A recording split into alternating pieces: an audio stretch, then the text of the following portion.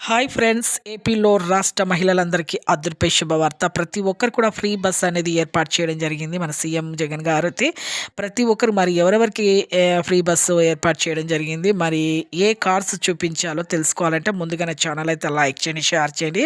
ఒక చిన్న లైక్ చేయండి, షేర్ చేయండి, సబ్స్క్రైబ్ చేయండి. ఇక లేట్ చేయకుండా అయితే వీడియోలోకి అయితే వెళ్ళిపోదాం ఫ్రెండ్స్.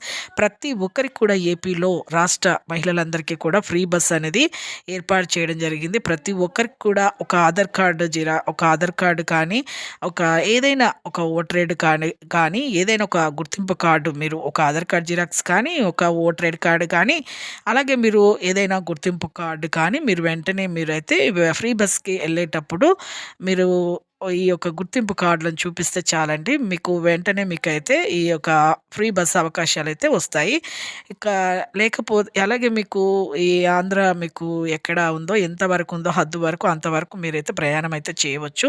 ఫ్రీ బస్‌లో మీకు అన్ని ఎక్స్‌ప్రెస్‌లు అన్నీ కూడా మీకైతే అవకాశాలైతే అవైలబుల్‌గా ఉంటాయి.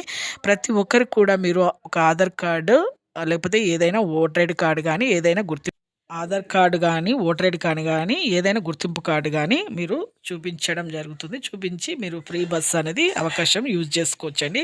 ఈ జనవరి నుంచి అయితే మీకైతే ఈ అవకాశాలైతే ఎక్కువగా కల్పిస్తామని మన సీఎం జగన్ గారైతే చాలా కోట్ల నిధులైతే విడుదలైతే చేసి ప్రతి ఒక్క మహిళకైతే ఫ్రీ బస్ అయితే అవకాశాలైతే చేయడం జరిగింది.